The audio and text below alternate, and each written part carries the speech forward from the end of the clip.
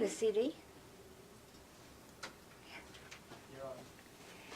Thanks guys, and that song was from Highway Destruction, available at our shop, and that's my EP.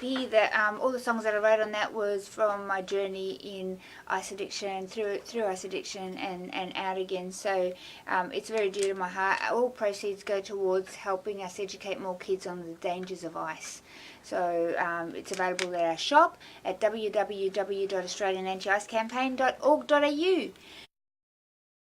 Welcome to Let's Talk About Ice, here on this beautiful we're still in summer, evening here on the Gold Coast, and we're drinking from our Neo Cup. Yes, we are.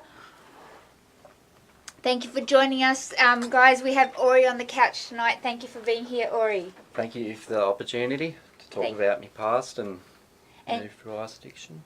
Orry has an amazing story, and you know, I'm really looking forward to hearing it because it tackles an area that not many people have talked about on our show, and the area that I believe it makes ice different from every other drug.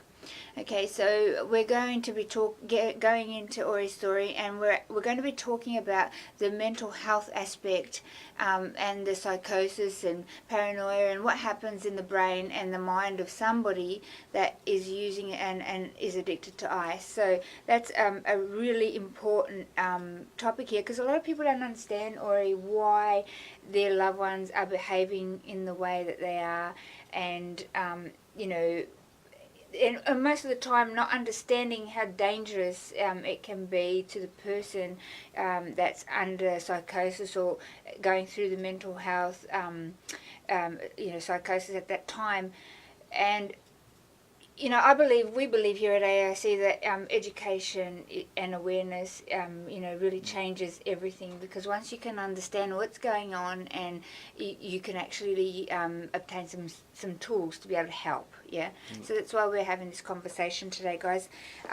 So we're going to go straight into your story, because I'm really keen, and we've flipped things around tonight, guys. So I'll give you a rundown at the end of the show about what's going on with AIC.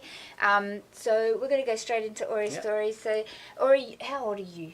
29, so I turn 30 next month. Awesome. Yeah. And I mean, you're still really young.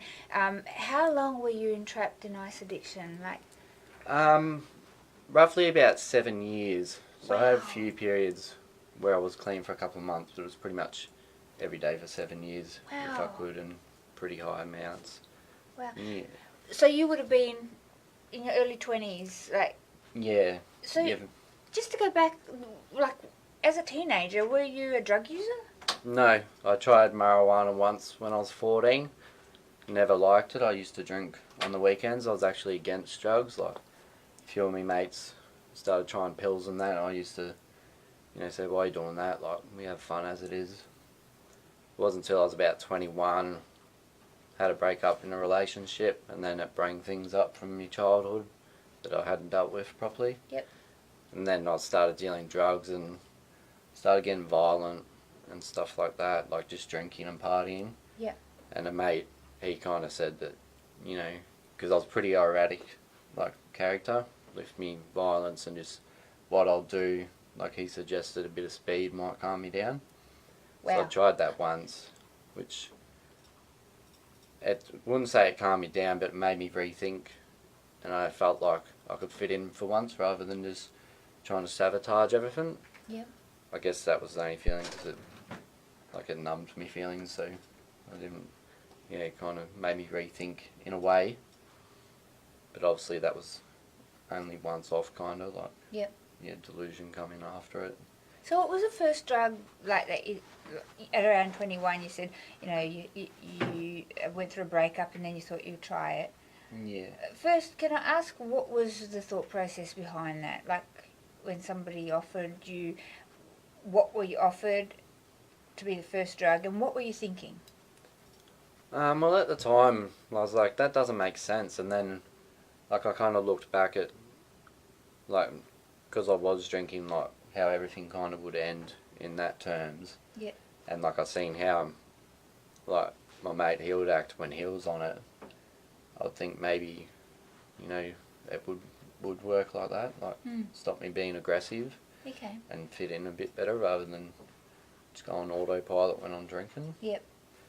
So initially that first, it did help with that. Yep.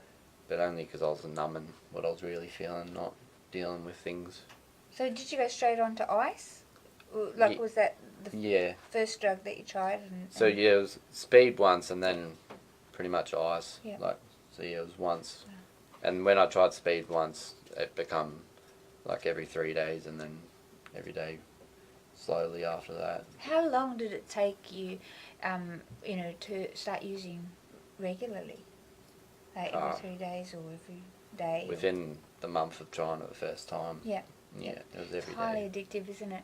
And tell me what happened. I mean, 7 years is a long time, so you must have a lot to talk about. Like, you were young. Do you have brothers and sisters? Yeah, so I got 2 older brothers. Yeah. Yeah, one lives in Melbourne, one's up in Mackay. Yeah. So with me addiction, like, when I was in Victoria, like, I was dealing, so that got out of hand, and family found out. Yeah. So I went up to Mackay. I was clean there for about 3 months, but then fell back into addiction. But nobody really knew. Yeah. Like, it was kind of in the cupboard. Yeah. Yeah.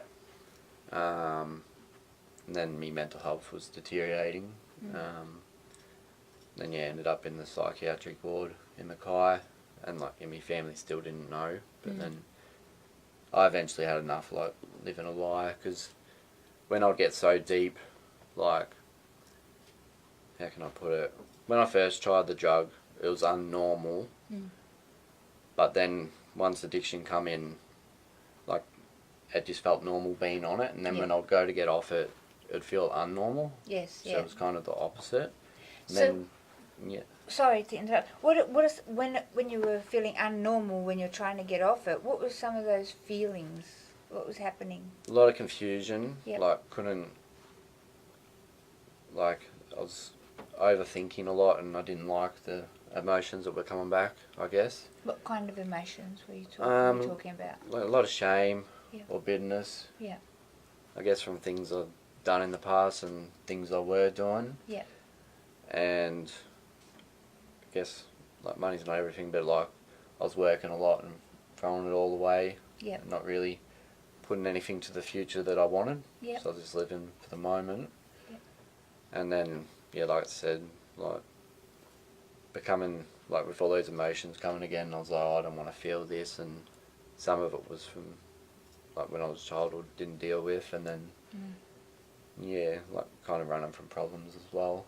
And Orry, we often, when we go into classrooms, I know I do, and our presenters do, we talk about, it's normal to have childhood issues. Yeah. You get bullying, you want to fit in, you feel awkward. It's a process of finding yourself and working through the issues instead of trying to mask the issues. That is really where it's at. And we encourage the kids. Drugs, specifically ice, but drugs isn't the answer to your problem. That's only going to give you more problems than you ever dreamed about, and there are people out in your community, in your school, call us. I mean, if you have problems that you can't, work through, Headspace, they're great, fantastic like that. They work with youth. Hold on to somebody that can help you through that, and you do overcome those problems, and instead of our society, it seems today that our youth, just want a quick fix, and there is no quick fix. We have to actually walk through the fire, and grow from that and come out the other side and not mask that or try and mask that. What I found was that the problems that come after or through addiction are so massive that you end up with such bigger problems you can't even handle them. Yeah. That's totally true. Yeah. So you then started using daily, and that went on for years, and did you get yourself into trouble with law and not so much with the law, because I'll just stay at home a lot. Like, I wouldn't really socialise. Like, I had girlfriends through some of the periods, but I was just that confused. I would want to socialise, but I'd go out and kind of get confused of everyone else get paranoid and that, so I'll just stay home and kind of isolate, and then I'd feel worse for myself, and then it's just like a revolving circle. Yeah. And every time you're coming down, Yeah. it gets more intense, would you say? Yeah. Well, yeah, using every day, like, until you can't get it or you can't afford it.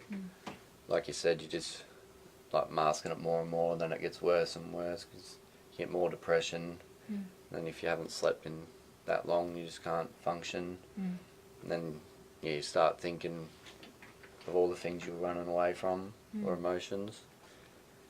And then, yeah, I just couldn't make sense of general things that are simple. Yep. Like, I'll think into them too much, and Your everyday things that you were doing. Yeah. Was your family around, or your friends, or you know, what were they saying? Like, a lot of them didn't know. Like, the friends I grew up with that were just trying pills and that, they were just doing that on the weekend. Yeah. And then when I started dealing with that, I kind of walked away from them. Yeah. So it wasn't that they shut me out or anything, it was more my destructive pattern of thinking, you know, this is what I want to do. Like, I walked away from them. So they were there for me, but I wasn't open to it. And then when I was a pretty big burden on a lot of people. Like, how? I'd get, like, just questioning everyday things that, like, I'm never going to be able to get answers from. Like, things that, I can't really give an example. Like, it'd be everyday things, like, on the radio when they say numbers, they'll say 04 and then the number instead of 04. Yeah. And I'll just question that and, just question a lot of things I'm not going to get answers for. Yeah. So, yeah. So you got into an entrapment in your mind. Yeah, perception was very distorted, of a lot of negativity or presuming that everything's going to go bad. Yes. When there was no evidence. Wow. That it wasn't. So did you go through depression in that time as well? Yeah, especially like, because if I didn't have a lot of drugs that day, I'd just sleep all day. And then when I would try and get clean, like, I couldn't stay awake trying to drive around the corner. Or, be just heavy depression in that sense. And then even when I did come clean, like, before going into rehab, I was in the hospital for like 14 weeks. And wow. Yeah, so it was a lot of wow. resting, and then it still took 8 months, like, to really push up to get out of bed and, it does. Go be active and try and get the endorphins, but, So, you did this for 7 years, and you pushed away your family, your friends, and you isolated yourself. I just want to, highlight that because a lot of people think that ice is a party drug.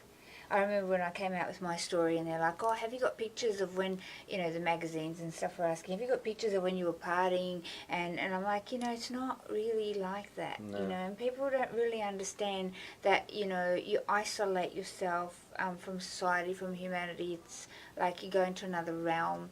And it's like everything else disappeared except that room where you are present and just surviving, really, for the next hit. And it's not like you go around taking photos with your friends and having a great time. As Orry is explaining, you're in your own head and you are delusional, and your thought process is warped. Yeah, very. So what kind of things would you, what kind of things would go on in your mind? Like, can we go in there a little bit so people can understand, like the perception? I get that, the numbers and what does that mean, and did you get any psychosis? Yeah, pretty bad psychosis, like, just couldn't be around anything audio or visual, like TVs, radios. Why?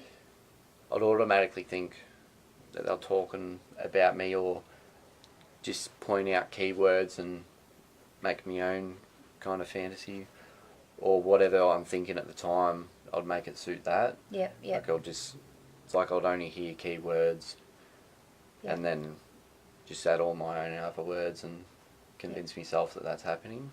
And was it always, it wasn't anything good that they were saying, it would have been always something bad? Yeah. Yeah. Yeah, it was pretty intense, yeah. Always felt like, you know, game was getting played or something on me. Yep. Or set up or... Yeah. And so that would spark up anxiety and, I would imagine, and maybe, you know, a bit of anger. Yeah. You know, thinking, yeah, definitely. Yeah. Yeah, definitely anxiety and that. Yeah. Frustration. Yeah, and anger, especially like the ones that were close to me. Yeah. Like, because they would get a lot of the questions, and I obviously wasn't always happy with what they'll say because I was pretty convinced of what was happening was real. Yep. So yeah, I can imagine it was very scary for them, especially some of the things that I was saying. Yeah. Yeah. So Yeah. how long did you recognise that you know, that this was going on? Did you recognise that, is there something wrong with me, or did you at any time question whether this was, you know, a side effect of the drug, or did you? At first, no. I thought there was something going on, so I did go to the doctors, and then they kind of, like, yeah, because I never got told that, like, ice gives you psychosis and that. Like, I didn't have much education, like, on it. Yeah. So yeah, I went to the doctors and explained what I was thinking. Yeah. Then they asked a bit about family history.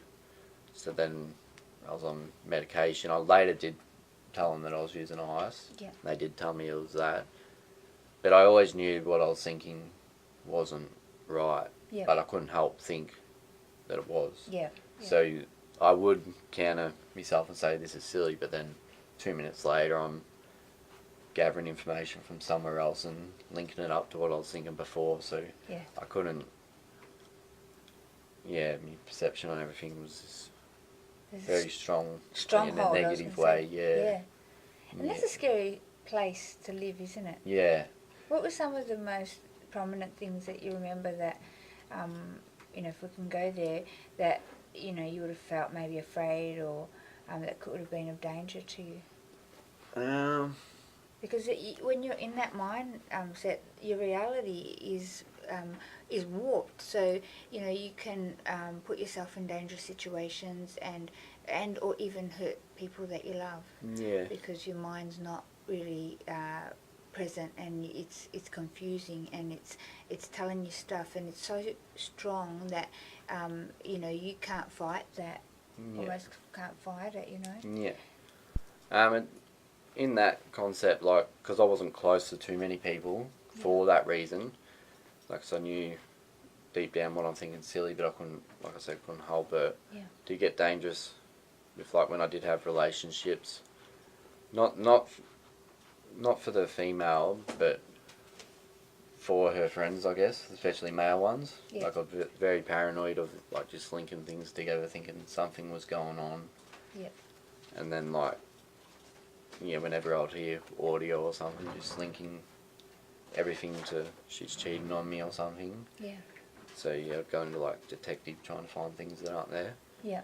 And yeah, in that way, it got dangerous, because that's where I would, like, leave the bedroom and that, and try and find what's not there. Yeah. So you mentioned, like, you spent some time in hospital, 14 weeks, did you say, or 8 weeks? The last time it was, like, what was it? It was 4 weeks in Logan, and then 11 weeks in Robina Private Hospital. So you went into hospital a few times with mental health issues? Yeah, so I think I've been in 3 times before. The last time was the longest. Yeah. So let's go back to when, like, how did you get into the hospital? What happened? The first time was up in Mackay. Yeah, that was... So I was working, and this is when, like, my partner knew about my addiction, but my family didn't so much. Yeah. And I had a few contracts and that with work and real estate, and, like... Happened before? Somebody needs to hear this. There it is. And I had a few contracts on that with work and real estate. We're back? So how far back do you want them? Oh, we're back. Awesome. Oh. Sorry, guys, we just had some sort of technical problems. We're back. So that's probably going to split the video, right? The clip? No? Okay, awesome. Oh, it keeps going. Great. Oh. So let's see if we can take off where we were. So you had some contracts and Yep. you were working and you were analysing all the business cards and stuff, yeah? Yeah. Yeah. Yeah, and then, yeah, obviously, like, yeah, got unhealthy, like, my brother realised. So, like, ended up going to the mental health clinic in Mackay. So did your brother suggest that you go? Yeah, because I was living with him at the time. Yep. So, like, Good on your brother, if you're Yeah. watching. Well done. yeah, at that stage I was in addiction for a while, so, like, yeah, a few things weren't making sense. Yeah. Like, the family picked up on it, but don't know, they might have known, but, yeah, I didn't get confronted as yet. They probably didn't know what to do. Yeah. You know, and that's that we find a lot of families out there don't actually know what to do, and that's why we've put together Optimal Health Group have put together some training on our website, and it's called SAMI Brief, so Substance Abuse and Mental Health Intervention, and it teaches family members and people who are helping somebody through that period of addiction how to see the cycle of addiction and recognize the stages of change and recognize where the contemplation stage is and when they're contemplating change and how to have that conversation and do the, you know, a cost versus the benefits of using and a cost versus the benefits of coming clean. And once you can have that conversation and have an action plan attached to that, it's usually the person that you're speaking to, if you get it at the right timing and you do the plan ahead and have the contact numbers, you can usually help somebody walk into a place of early recovery. So step into recovery. So good. that's I just wanted to bring that up because if you're a family member and you don't know what to do and you have a loved one that's in the addiction cycle and you want some help, you know, we're here to help. So our phone number is 1-800 no to ICE. I had to think for a minute. So that's 1-800 NOTOICE. Or you can go on our webpage www.australianantiicecampaign.org.au and click on SAMI Brief link, and that will take you towards the training. So you'll be able to do that to understand that what your brother did, you know, would have changed your life. You know, because somebody can get entrapped, and people can even kill themselves in this state of mental health when the psychosis and the paranoia is there, and the delusion takes place. You know, a lot of people in that place can commit suicide because they can't get out of that entrapment. So it's really important to have those skills to know how to help somebody. So good on your brother. So you walked into the first detox, or was it a detox, or was it? It was just mental health clinic, so it wasn't a detox. Yep. They just kind of asked me, you know, am I willing to stop, and I said all the right things and that. Yep. And then started the medication. What was so the one that affected me the most was the Invega Sustina. It kind of made me like slow down a lot. Like, is that the needle one? Yeah. So, at the time, like, I was still using but so of course, me mind was trying to counteract that with trying to overthink. So then, like, with the medication slowing me down, it was just getting worse with, like, me clarity around everyday things got a lot worse because I couldn't make my own decision. And I was a lot slower. So I was on that medication for a while. I put on a fair bit of weight. How long were you doing? Like, do they give you a needle every day, or is it? No, so it depends on the dose. That one was every fortnight. Yeah. So the way it kind of works is it releases through your muscle into your blood system, like a certain milligram every day. Yeah. The idea of that is if you're not taking your tablets every day or you forget, they don't really work. So the needle is good if you're, you're not willing to take the tablet or you forget and stuff. So, Orry, did you find that helped? That needle? No, I don't. At the time, I don't think so. No, but yeah, I was still using. You're not meant to use. Yeah, that's right. So, what happened after that? So after that, I kept on doing the same things for a while. So that was, I don't know, probably 8 months went down the track, and then, what happened then? Did you continue having the injections? Yeah, I for 8 continued months? going to the doctors and that. Yeah. But yeah, wasn't really. I didn't like what I was doing, but I didn't really have a hope for the future to change. Yep. And yeah, didn't have too much positive going on, I guess. Did you have any help in relation to? I know they were helping you with medication and stuff, but did you have any help to kind of sit down and look at, like maybe creating a future and looking at the underlying issues of why you were using and how, and to let you know how special and important you were in the big picture of things in life? Not initially, no. Nah, I'll just get kind of asked questions and then medication would change. Yeah. I didn't even know about a psychologist until Robina Hospital, really. Yeah. I knew about psychiatrists, but not any techniques or anything, or there's a lot of medication. Yep. Which didn't seem to help, but doped you up, made you a bit more confused. So then you moved from Mackay to Gold Coast? Nah, I eventually rang up Mum and said, I'm really not handling this. I'm pretty over it. Yeah. She come up to Mackay and then she stayed there for a while and then seemed to get a little bit better. I lived there for a little bit longer, then ended up going to back to Victoria, living with Mum. Yeah. Going to the doctor then, and we were looking at rehabs, but we got told you got to be on the system down there for 2 years, and unless you got like 60 grand or something, then we kind of got laughed at by the doctor when we mentioned rehab.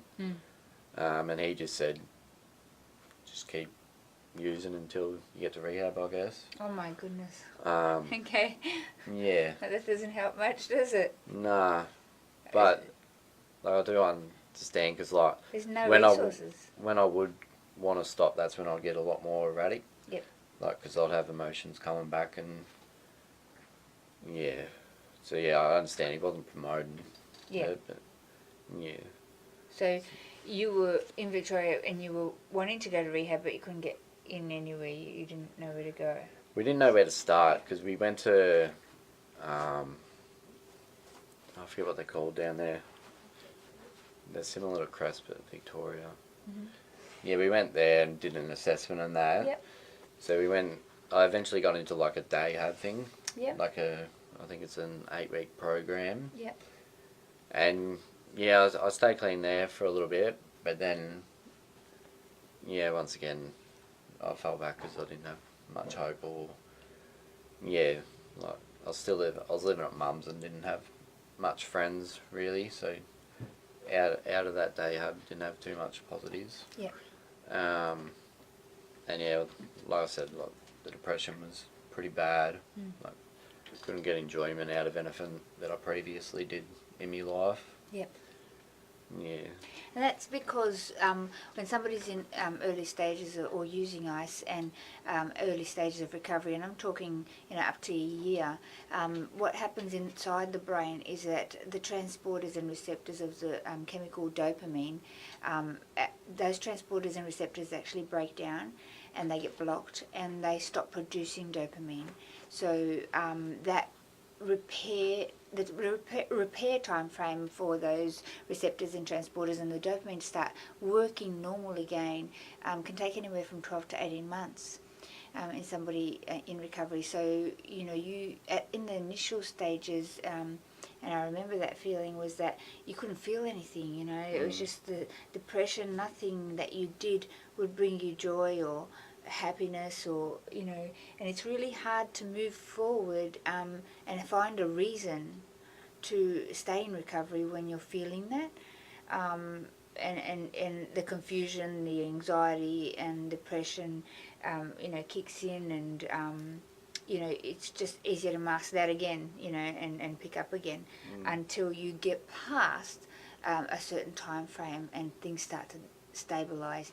Now, we teach through Optimal Health Group teach through dual diagnosis training about things that you can put into your body to help the brain actually recover quicker. So I encourage you to check out dual diagnosis training. It's available online now as well, but we talk about krill oil, double strength krill oil, helping repair the brain, and putting into your body vital greens that helps as well with the chemical balance of the brain, and getting plenty of sun, sleeping, and grounding yourself with shoes on grass and on the sand, and really doing some of those natural God-given things that eventually the brain starts to produce. Exercise is a big one as well. To get into the gym, start some exercise and get your body moving as well. So there's a lot of things that you can do to actually help speed up the recovery process of your brain in that time, because it is a really difficult time. People think, okay, you're not using it anymore, she's been clean for 3 months, get back to work and everything's going to be all right. Well, it's not quite like that, is it, Orry? Nah. Yeah. I found, like you said, I could stay clean for 2 weeks. That wasn't the hard part for me. It was after 2 weeks I'd always seem to don't know if it's depression or I don't know, but 2 weeks was always hard for me. Yeah. And as the circumstances of your surroundings as well, did that seem to make a difference to you? Because you moved to Mackay, you moved to Victoria and stuff. Was it your friends? Because there were different friends in those areas, hey? Yeah. Community is a big thing with it. If you're hanging around with people that are using as well. Not that they're bad people or anything, but they're in the same trap, I guess. Yeah. And one fall, you just both kind of fall. Yeah. Yeah. So you kind of tended to, did you gravitate to people that were using, or is it the fact that there's just a lot of young people using? Yeah. So I had me few close mates that used, but I didn't hang around too many people because I was too confused. I wasn't safe. I was always questioning what they're on about and stuff. So you knew that you weren't safe? Yeah. Yeah, wow. Yeah. And so you chose to isolate? Put a lot of pressure on me, and because I don't like to think bad of people, but that's with the negative mindset, I automatically would, and then they would get the vibes of negativity, and it just wasn't safe. This was dangerous, Yeah, and if I was high, once it took me a lot to lose my temper, but once I did, it's kind of one way. It made me mind up, and wasn't much calming me down till I leave the situation. Yeah. And that's due to the serotonin in the brain being depleted. So impulse action, anger, violence, spurs up, and it's uncontrollable. So together with the psychosis, paranoia, anxiety, depression, all of that together is like a time bomb waiting to happen. Yeah. And it's a very delicate situation. So you went to Victoria, and then what happened? Yep, so I reached out to my mum and stepdad, and they were great. I lived with them. So we're going to the doctors and that, trying to find other ways of help. Yeah. Because obviously couldn't help myself.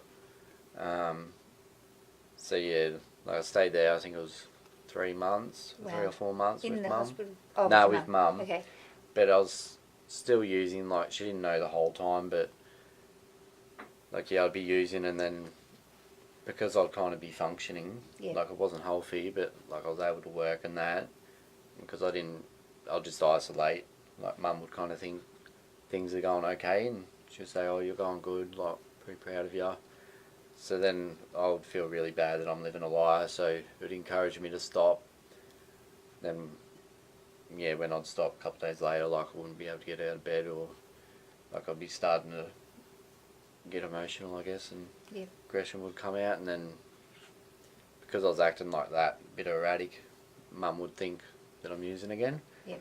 So then, yeah, I'd start thinking, well, I'm getting blamed when I'm not using, and then when I am using, kind of get encouraged, like. So yeah, that kept going for a little bit. I ended up telling Mum that, you know, when you're saying I'm going good, I'm actually using it that Wow. time, and kind of made more sense to her then. Yep. Yeah, so That then she makes could a help. lot of sense. Yeah. Yeah, it's important. We get a lot of parents, you know, when they call in or you're saying, you know, they're angry and they're going through this.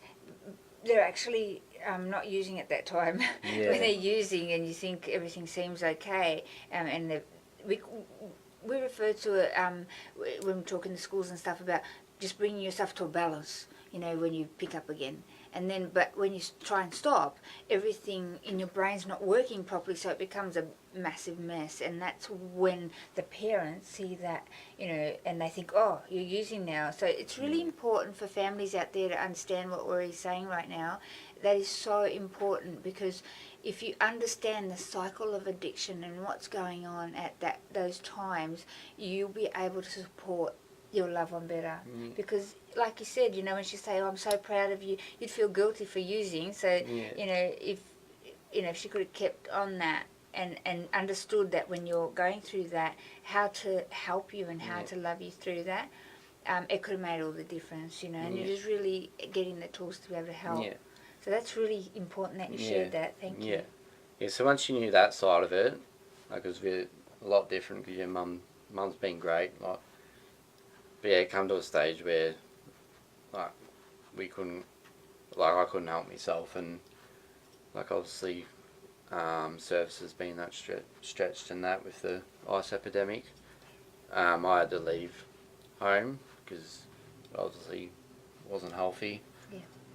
It's a bit of tough love, and that made me, I was kind of thinking, you know, like, I could stay down in the community, I know down there, like, where people are stuck in addiction, but always wanted to live on the Gold Coast, and had the idea of packing my car and driving up here.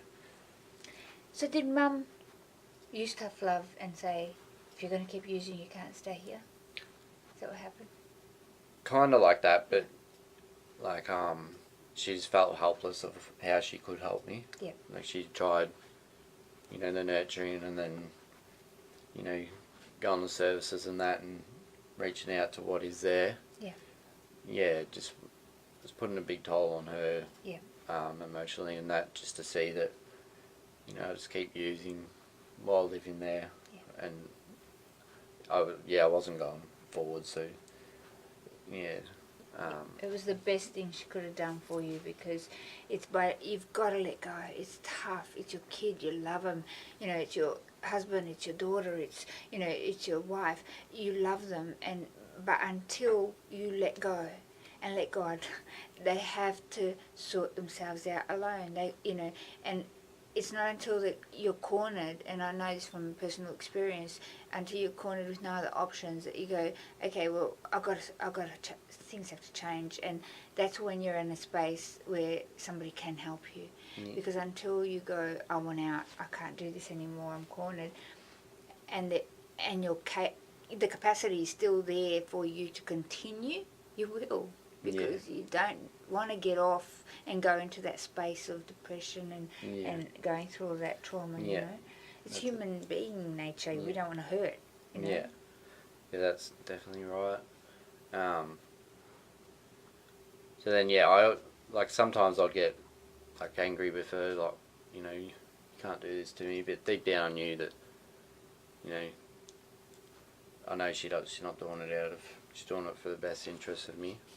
Like, and for herself, like her health, of, like, because tried everything, and I just got, like you said, I made it easy for myself to live the way I knew, and not change.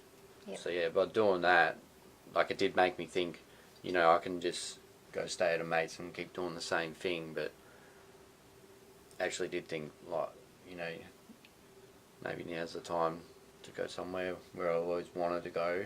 Yeah. I didn't really know anyone. And like, yeah, of course, at the time it was easier said than done. Not because I was still doing what I was doing. Yeah. So I got in my car, drove up here. And I had a big Rottweiler at the time. So yeah, my plan was just to get straight into work and kind of get enough money, find somewhere to live and keep living in an addiction, I guess. Yeah. But yeah, that didn't happen. I kind of blew all my money and just hovered around Gold Coast for about a month. And Where were you living? Like, if you didn't know anybody, what happened? Like, I was living in my car. Yeah. Yeah, so... with your dog? Yeah, with my dog. Yeah, so I had trouble finding work because I didn't want to leave my dog anywhere. Yeah. Then once again, I had trouble finding accommodation because I did have a big 60-kilo Rottweiler. Wow. Okay. And Have you still got him? nah, when I went into the hospital, then rehab, me and Mum found him a nice farm with another Rottweiler. Good. Yeah, Good. so that Yeah. kind of had to happen. Yeah. But yeah, he went to a good home. Good. And yeah, he was great. You needed to do that. Yeah. Because you can't take a dog into hospital. Nah. So what happened? So you moved around here and you were on the streets and stuff for... Yeah. Were you homeless and... Yeah, living in the car, so homeless. Yeah. Yeah. But actually, before coming up here, I did go to a church service with my cousin and brother. Yeah. Because church had helped me brother with some situations. And, yeah, when I did drive up here, I could say it's a psychotic episode with the radio. Yep. But then, like, yeah, a song come up on the station that they played at that church. And that made me think, you know, maybe there is something else out there, like it has helped me brother. And I did go to the next church I could find, which was Hillsong Surfers Paradise. Awesome. And yeah, when I heard that song, it made me remember the church sermon message back in Melbourne. I don't remember much else, but yeah, that was check yourself before you wreck yourself. And that really stood out, like, where, like, you know, life doesn't have to be like this. Like, I'm doing a lot of this to myself, like, making it a lot harder. Yeah. So then, yeah, went to church, and there I did find somewhere to live. And yeah, I was connected in, like, a group and that. And then I did get clean by hanging around with good people and that. Yep. So yeah, I was clean for about 8 months. So yeah, I was living a pretty good life. I wouldn't say it was very functional. Like, I wasn't using, but still had, like, depression and, like, I was doing a bit of gambling. Like, I was kind of still wasting, like, finances and not building towards the future. Just living for the day, kind of. Yeah. So yeah, 8 months clean, and then what happened then? The place I was living, another young fella, he come in, and yeah, he was using. At first, I would only drink with him, but my intentions were to help him. But obviously, like, I wasn't ready myself, and by helping him, like, yeah, I fell, and then by trying to help him, I wasn't ready, and then I fell back into addiction and kind of made everything else worse. And then other substances, like, and I hear this again and again, right? And I know I relapsed too, so it happened to me. You know, you think, oh yeah, I'm alright now, and I'm 6 months clean, or I'm 8 months clean, and you know, I can get on the piss. You know, I'm gonna have a few drinks with my mates, and it's all good. And it's, you know, it's a doorway. It's a doorway just waiting for you to fall down those stairs, and it'll be there at one point or another. It'll be there. It'll be offered to you, and you will go that way. You will fall. It's you know, it's luring. It's you know, it's like, you know, the chocolate in life that you can never touch again because it's going to kill you. You know, but you know, having other substances like alcohol and stuff, it really opens the door to that. You know, and people don't realise. No, I'm good now. I've been clean, and I'm out in the town, you know, partying up with my friends, and then before you know it, they've relapsed. You know?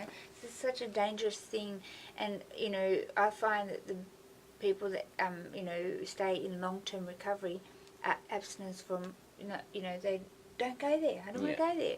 I don't need to go there, and I don't want to put at risk my recovery. You know, my life that definitely. I have been given to live. You know, you've been given and gifted an opportunity to have an amazing life. You know, and to have joy and family and kids and work and like, I'm gonna throw that all in the bin. You know, for 1 second, that's not going to really last. It's deception at its greatest. Yeah, totally. So yeah, like you said, like started drinking with him, and then fell back, and but within I tried it once, and like I felt like depression for a few days, but then I went back to normal, I guess. Yep. And then so I thought, like I opened that door, I thought, I could do it once a month or whatever. Yep. Then I tried it again, and then bang, it was like 7 days later I was still feeling bad. So then it become every day again, and within a month I was back to where I was 9 months ago. Yep. As if I hadn't had a break from it. Yep. So yeah, once I guess for me, I felt like I'd done that damage all those years by doing it that short period of time. It all just went straight back to. It's amazing. Yeah. Yeah. And I can vouch for that. Same thing happened to me. 6 months clean. You know, things were going great, and you know, very quickly, in 1 second, you know, you fall back into it, and it was like the next 4 months was like where I just left off last time with interest. Yeah. You know, it was all that much worse because you have a lot more, and you knew how to roll with it. You know, so it was worse, and that's where the real damage in those 4 months came in for me. You do double the amount of damage, you know, to yourself. It's almost like binge drinking, eh? Yeah. So what happened then? How did you get out of that? Well, it definitely got messy that second time. Like, so I fell really quick and like was broken. Ended up ringing Mum again and said, we talked a couple of times about rehab. Like, I said no, I'm not coping again. I'm ready for help. Like she kind of said, when you really do want help, just call out. Yeah, good old Mumsy. She already had a plan. Like, she was ready for it. Yeah, she had private health insurance for me, and it was when I asked for help, it was just 2 weeks off the period where you can get the private hospital. Yep. So she said, all right, well, we'll pack your stuff, and she'd come up the next couple of days. Awesome. Yeah, then we went to the hospital, and then there for a couple of weeks, and I was talking to the social worker and that, and looking into rehabs. Yep. Whereas in Victoria, like, had rehab of the idea, but I was expecting it would just pop up out of nowhere for me. Yeah.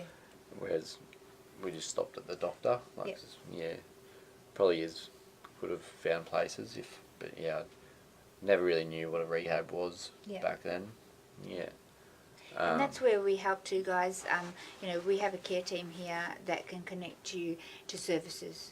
So if you're somebody that's in addiction, or you're walking your loved one into recovery, our care team here have all these resources about where we can connect you with your local detox and rehab in your area, and that so you can have the tools ready for when your loved one is ready to make that move. And you know what it's like. You've been there. You know what the program's about. You know what's gonna happen. So you can explain to your loved one, hey, I know the people there, I've met them, I've seen it, it's, John there is waiting for you, and, it's like a community, and I'll get you to share just a little bit about what you found once you stepped into rehab in a minute. But, taking the stigma out of, like, I thought rehab was prison. I was so scared. I was, no way, I'm not going there. They said I can't have my phone, and I was just, I'm not going to prison, But, thank God for your mum, because, a lot of people lose contact, or their family don't understand, and they move away, and a lot of people don't have anybody that can stand with them and walk into. So you're very, very blessed to have had that. Definitely. But for those out there, if I'm talking to you right now, and you are that person that you've pushed your family away, your friends away, and you are in that cycle of addiction, and you want help to step into recovery, you've had enough, that's what we do here. We're here to help you. You know, we'll appoint a buddy for you in your area that can help walk you into recovery, into the services, connect you to the services in your area, and support you, and you know, give you a bit of love, and you know, say, hey, I believe in you. You know, we can do this. I've done it. You know, so that's what we're about. So if I'm talking to you, I want you to connect with us. And we will be able to connect you with somebody in your area to help. So our number here is 1-800 No to ICE, 1-800-NOTOICE, or you can send us a private message on Facebook now, or you know, whenever you choose. We're always there, available to chat, to have a chat with you. So that is so important. You're really blessed to have your mum to walk you through those early stages, because finding the resources and having that support there. Yeah. So you went into hospital, and how long did you spend in there? So I was in Logan from like 3 to 4 weeks, and then Robina 11 weeks. Wow. Robina private. Wow. Yeah. Wow. In the mental health unit. Yeah. Yep. So you would have done. They would have done some psychological assessments. And, and kind of. Did you have a counsellor? How was that like? Logan. Like I seen the psychiatrist and that, but I was kind of just there until we'd go to Robina. Yep. So at Robina, you'd have like groups during the day. Is that at Coeur d'Alene? Sorry. Is that at Coeur d'Alene? Mental health unit called Coeur d'Alene? I'm not sure what it's. It's a Robina private hospital. It's. Yeah. I think it's just for seniors and mental health. It's only kind of small. Yeah. Yeah. So that was pretty good. Like learned a fair bit there. Awesome. So you get your social worker there, and you can talk to a counsellor if you want. Yep. But I found it difficult because I get a lot of questions asked why, and I didn't know why. Yep. To a lot of how I was feeling, or Yep. and I couldn't express myself, I guess. Yep. So kind of go in circles. Yeah. But the groups were really good because I got to hear other people talking how they've dealt with things, and then reading the manuals and that. So that was good. And then, from there, I went into Victory House. Awesome. Rehab. Yeah. Love those guys. Victory House, you rock. Yeah. Yeah, they do an amazing job in there, and their lived experience as well. Yeah. You know, they come from a place like us. You know, walk through it. You've come out, and then you've got a heart to help other people. So they do an incredible job. Yeah. You know, just really mentoring, standing beside people that really want recovery. Yeah. Yeah. Yeah, definitely. And it's a team, isn't it? Yeah. Yeah. So how did you find it in there? How did you find the program? Like, is it hard? Is it it's not really like a prison. Nah, I haven't been to prison, so but it's a hard program. But when I say hard, sometimes it's just as hard as you want to make it yourself. Yeah. So it is a very structured program, which worked for me, because just hovered doing my own kind of thing. It's definitely one that, if you don't want to change, then you'll sooner want to leave, or you will change. Yep. With the consequential thinking and a few tools you'll learn there, and the concept of the program. So I definitely wanted one that wasn't easy, like, because of You've tried before, hey? Yeah.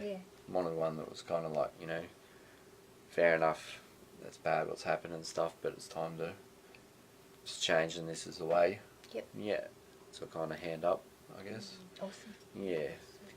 So you finished your program now? Yeah, so I finished in February. Well done. Yeah. Congratulations. Yeah. So that's a 12-month program. And now you're working, giving back in there? Yeah, so I help out where I can. So awesome. At the moment I'm supervising while the other supervisor's away seeing his family. Awesome. So it's great. Like, Well done. I love the guys in there. Like, yeah. Like you said, like, just because you're in addiction or anything, it doesn't really determine like who you are or the way you are acting in the moment. Like, there's consequences for how we act, but like it doesn't mean that that's truly who you are.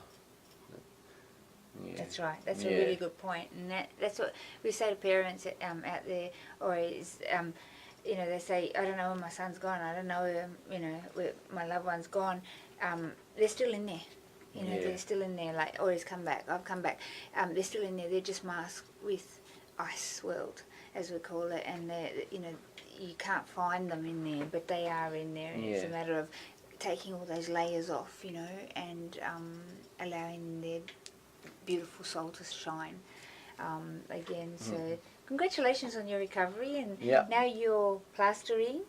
Yeah, so I've done plastering work now for 10 years, but a lot of it, especially in adulthood, have been in addiction. So, but I can actually say I'm enjoying it again. Good, yeah. Well done. And it's actually satisfying to go to work and come home and be able to sit by myself and not have to always be doing something. Whereas at the times when I had been clean, like, I'd have to be structured, like couldn't sit by myself because I just get depressed. But now I can happily just chill out and read a book, or not have to always be doing something or with people. Like, being with people's great. Alone time's good too. Absolutely. Yeah. Absolutely. And how's your mental health now? That's great. So I've been off all my medication for about 7 months now. That's with doctor's approval. Awesome. So Good stuff. It's real. Got a lot of clarity, so I can think straight, and that was a bit of a journey in itself, like coming off the medication. Yeah. Bit of a roller coaster, but But it's doable. You did it. Yeah. And with support and help, and others can too. Yeah. So those that think that, oh no, I can't do that, I can't get off the meds, or I can't go to rehab, or I'm going to be like this forever. That's not true. That's something that you're telling yourself. Yeah. If you really want a life worth living, it's there for you. Yeah. You just have to take the steps. And the first step to do is, send us a message. We'll start conversation. And we'll do what we can, but you've got to meet us, and we'll help you connect to the services that can help you do detox and rehab and so forth. But we find if people are trying to do it alone, and they if they haven't got a tripod system of support around them, if they haven't got the support network, you're most probably going to fall over. It's like when your knees are wonky, if you haven't got a frame or some sort of support crutches, you're going to fall. So it's until you heal that knee, you need a frame. And we put people on a tripod framework. So one of those things is a drug and alcohol counsellor. So if you're outside and haven't managed to get into rehab, or you're not ready to go, but you want to try and do it on your own, it's extremely difficult with ice because of all the the meds and stuff that you probably do need initially. But the tripod system of support is your counsellor, your drug and alcohol counsellor, your buddy that walks with you and supports you and encourages you from a place of love and experience themselves, and group therapy. Group sessions, whether it's AA, NA, your mental health group or church, just a place where you can be loved unconditionally, and you can share and hear other people, like Orry's just sharing about how important that was for him. He could hear other people talking, and he, then was able to, internally, assess himself as well. So that's really, really important. And share as well.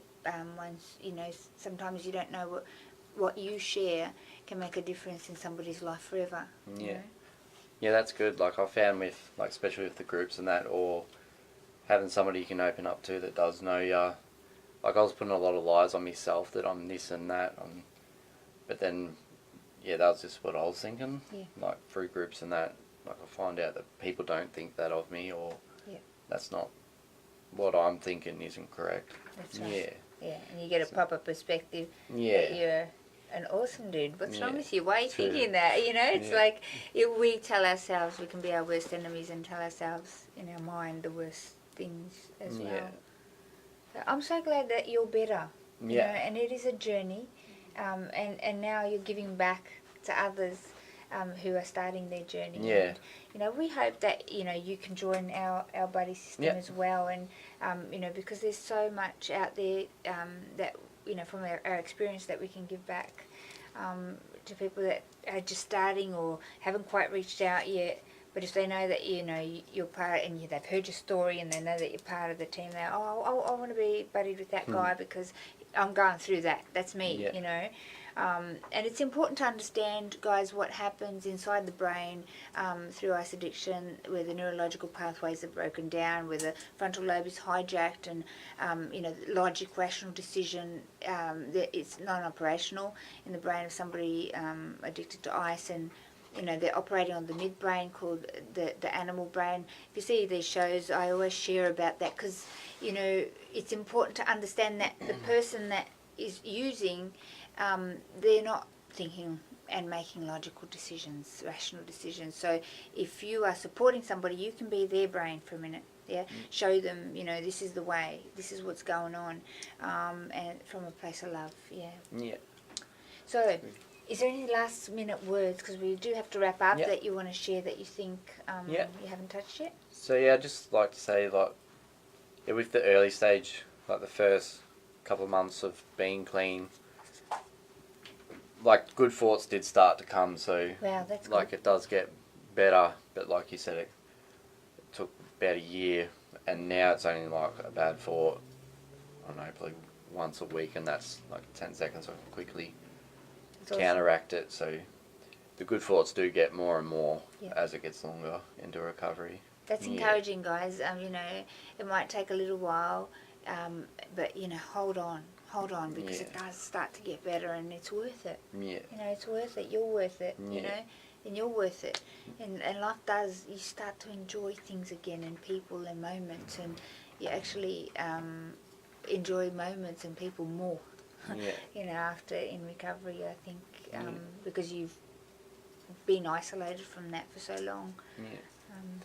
And just one more thing, statistics are facts, but they're gone off the past.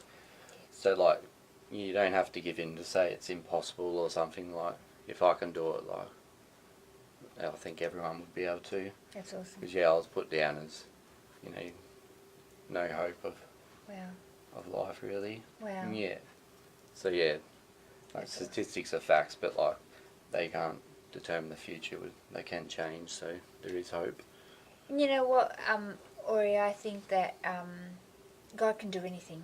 Yeah. And I know that He's touched your life. Yeah. And most people in recovery, God touches them and says, "Hey, you're worth it. I love you, and you're worth it." And you don't recognise that, but you are worth it, and we want to help you guys. So if you're a family member that has a loved one in addiction, you want help, we're here to do that. We have peer support families, and we also have people who have walked that journey, and we're here to help, to lend a hand. So, if you want to give us a call, feel free, or send us a message. Leanne, do we have any questions? No, only a mate says, Justin. Do you know Justin Cooper? Says, love you, mate, you've done well. For you, Justin? Do you know Justin Cooper? Anyway, he gives you that message. That's a message. Thanks, Justin. So you'll see that there'll be people ask questions throughout the night, and if there's, if you just hop on to the post, and then if you have any questions about Orry's journey, and you have a loved one that you're not clear on something, and you want to ask what it was like, what was going on, and please post up your questions, because that's what we're here for. We want to answer those for you, and our care team are standing by always, to help connect the dots as well. So if you had to explain ice addiction to somebody in one word, right down the barrel, what would that word be? One word? Just hell. Hell. I guess. Yeah. If you want to say goodbye to the world as you know it, the people around you, or any goals, I guess that kind of sums it up. Just don't do it. Because I didn't have didn't try. I tried marijuana once before it, but yeah, I tried it once and then pretty hooked straight away. That's why our message is not even once, and Yeah. that's what NEO stands for, guys. You can get your NEO t-shirts in support of the cause, and all the proceeds from our range go to helping do what we do. We're not a funded organisation. We are a charity, a non-for-profit charity, and all the proceeds from our t-shirts and our caps, woohoo! Our caps, guys, and our mugs, of course. And oh, we have more. We got them flying in. It's raining Neo. So Really? all the proceeds. Yeah, winter's coming along. You got to keep Yeah. your head warm. Ah! your footy beanie. You know, not even once, Neo, guys, and not the mug, guys. So all our not even once, and that's our message out there. I'm going to teach you. This is our little hand Oh for yeah. Neo, right? So, guys, here's our little hand logos for Neo. So, if you want to learn them, we're about to teach you now. It was made by a youngster out in central Queensland when we did a workshop, Yeah. and it stuck, and that's what Neo stands for. You ready? It goes like this: not Not. with this hand, Oh, this yeah, one. because your E has to go that way. Oh, Not even Even once. once. Guys, don't touch it. Not even once. It's not worth it. We love Definitely you. not. Okay, take care. Have a great night, and thank you, Orry, for joining us on the Nice. show. Thank Thanks you. very much. Good night. Yeah. No, thank you. Yeah. Yeah. No worries.